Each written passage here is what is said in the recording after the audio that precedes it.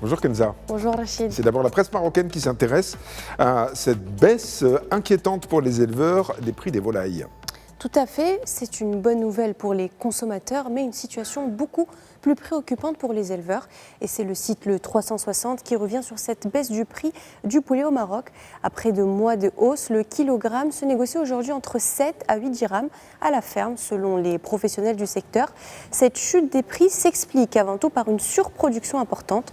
Chaque semaine, près de 13 à 14 millions de poussins arrivent sur le marché, soit près du double des volumes habituels. Résultat, les stocks s'accumulent, la demande ne suit pas et de nombreux producteurs vendent à perte. Cette crise met également en lumière un problème structurel de la filière, le manque d'infrastructures de stockage frigorigiques plutôt.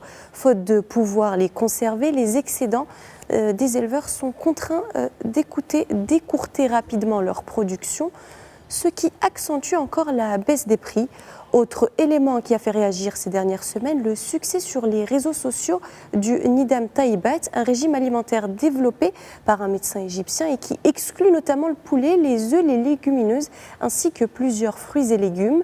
Les spécialistes de la nutrition appellent par ailleurs à la prudence. Ils rappellent qu'aucune étude scientifique n'a à ce jour validé ce régime et mettent en garde contre d'éventuelles carences liées à l'exclusion de groupes entiers d'aliments. Selon eux, aucun régime ne peut convenir à tout le monde et toute démarche alimentaire doit être adaptée aux besoins de chaque individu.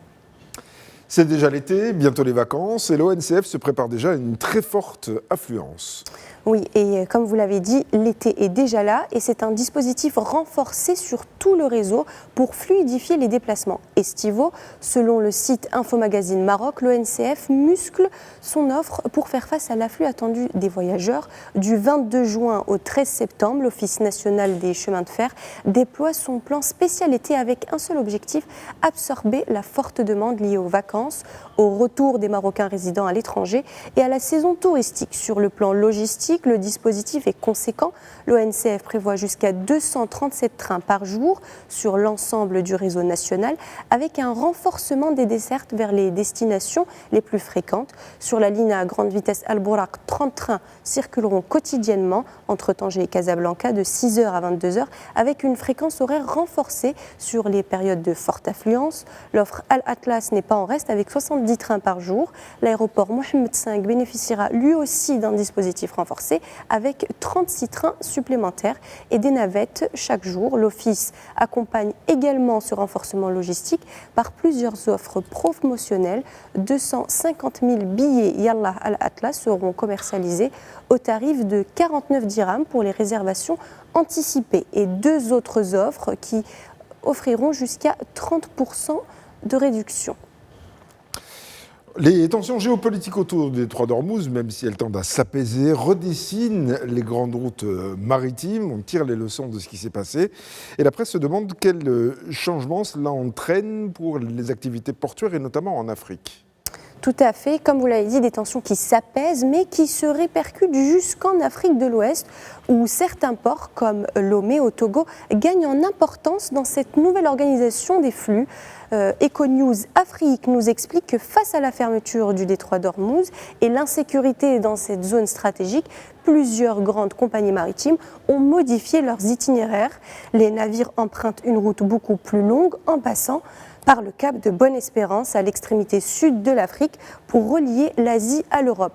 Ce changement de trajectoire transforme l'organisation du transport mondial. Les flux ne transitent plus directement par Suez ou Ormuz comme auparavant, mais sont réorganisés autour de hubs de transbordement, notamment en Afrique de l'Ouest. Mais cette nouvelle géographie maritime a un coût.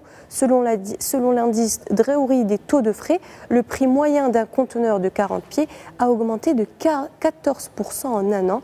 En parallèle, les délais de transport entre l'Asie et l'Europe se sont allongés d'environ 2 semaines. Ces détours impliquent également des surcoûts opérationnels importants, jusqu'à 30 à 50% de carburant supplémentaire et davantage de navires mobilisés pour maintenir les mêmes cadences de livraison.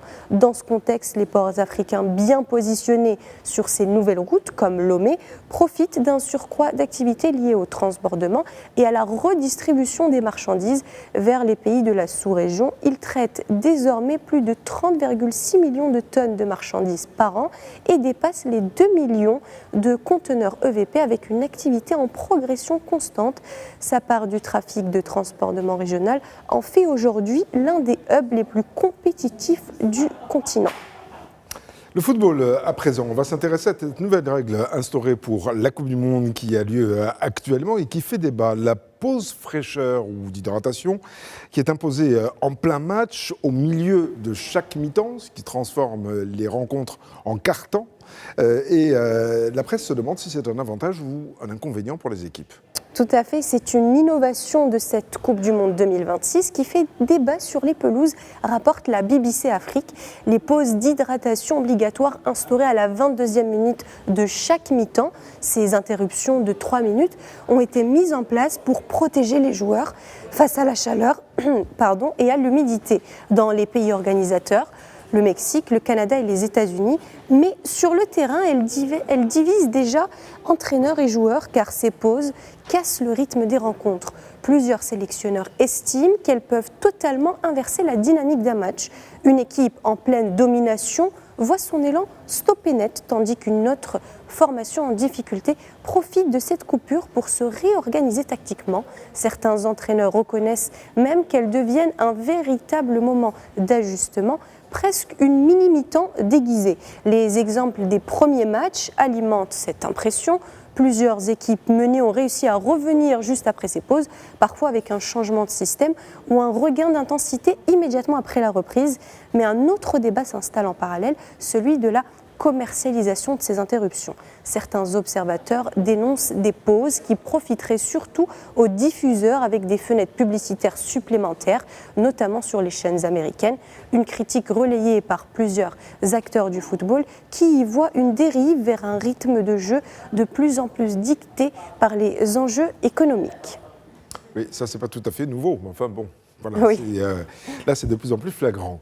Nous sommes aujourd'hui le lundi 22 juin 2026. Quel autre 22 juin doit-on retenir dans l'histoire ? Alors, on reste dans le football, Rachid, et aujourd'hui, c'est un geste qui est entré dans la légende du football le 22 juin 1986, en quart de finale de la Coupe du Monde au Mexique. Diego Maradona signe l'un des plus grands exploits de l'histoire du sport face à l'Angleterre. Sur une action partie de son propre camp, l'Argentin remonte tout le terrain, ballon au pied. Il parcourt environ 68 mètres en une dizaine de secondes. Avec une maîtrise technique exceptionnelle, Maradona élimine 5 joueurs anglais, les uns après les autres, garde le contrôle du ballon dans de petits espaces, résiste au contact avant de contourner le gardien Peter Shilton et de marquer dans le but. Un but inscrit en 11 secondes avec une conduite de balle millimétrée qui restera comme l'un des moments les plus iconiques de la Coupe du Monde.